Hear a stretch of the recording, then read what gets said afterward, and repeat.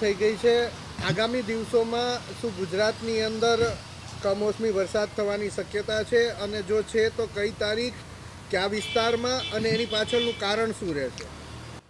આ અંગે જોઈએ તો લગભગ આજથી જ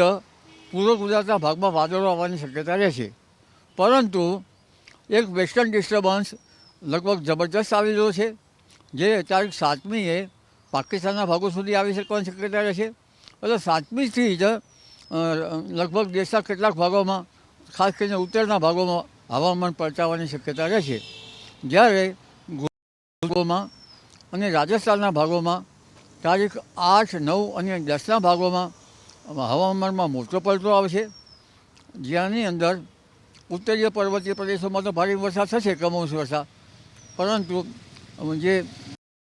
પંજાબ, હરિયાણા, રાજસ્થાનના ભાગોમાં અને તો કમોસમી વરસાદ લગભગ થંડરસ્ટોર્મના કરા સાથે પડવાની શક્યતા, હવામાનની શક્યતા રહેશે, જેમાં કચ્છના ભાગો, ઉત્તર ગુજરાતના ભાગો, જેમાં મહેસાણાના ભાગો,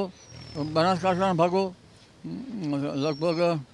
દાંતીવાડા, બનાસકાંઠા, ઇસ્માલગઢ, તખતગઢ અને લગભગ થરાદના ભાગો, એમાં આ ભાગો ઉપરાંત લગભગ મહેસાણાના ભાગો, કોઈ ઉત્તર ગુજરાતના ભાગો, સમી હારીના કોઈ ભાગો,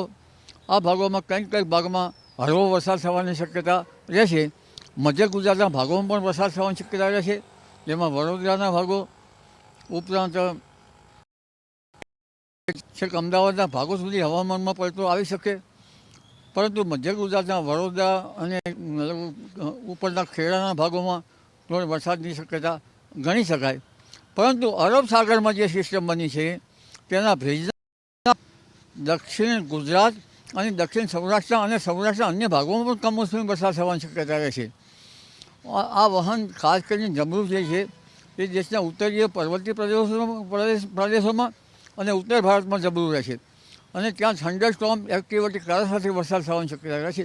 જેની ભારે અસર ગુજરાતના ભાગોમાં આવશે। તારીખ 8 અને 9 અને 10માં મધ્ય ગુજરાતમાં તો જાણે શિયાળો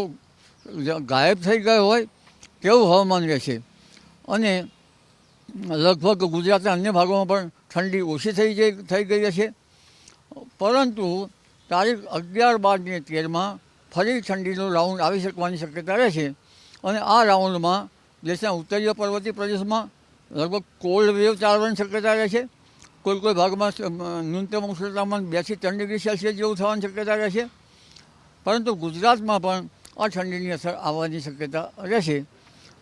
ઉત્તરાયણ ઉપર જોવા જઈએ તો લગભગ 10-11 તારીખમાં એક પશ્ચિમ વિક્ષોભ આવશે, ઉત્તરાયણ ઉપર હળવા ક્યાંક વાદળો આવી શકવાની શક્યતા રહેશે, પણ ઉત્તરાયણ ઉપર ઠંડા પવનો ફૂંકાશે મુખ્ય, અને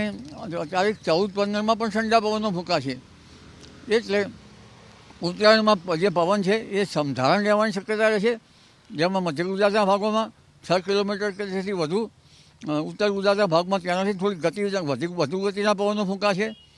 કચ્છના ભાગોમાં તો લગભગ 10 કે 15 કિલોમીટરના સુધીના પવનો ફૂંકાઈ શકે છે, સૌરાષ્ટ્રના દરિયાકિનારાના ભાગોમાં વધારે પવન ફૂંકાશે, સૌરાષ્ટ્રના કેટલાક ભાગોમાં પવન વધારે ફૂંકાવાની શક્યતા રહેશે, એટલે પતંગ રસિયાઓ માટે લગભગ આ પવન ઘણા ભાગોમાં સાનુકૂળ રહેવાની શક્યતા રહેશે। જી, આગળનું પછી મકર સંક્રાંતિ પછી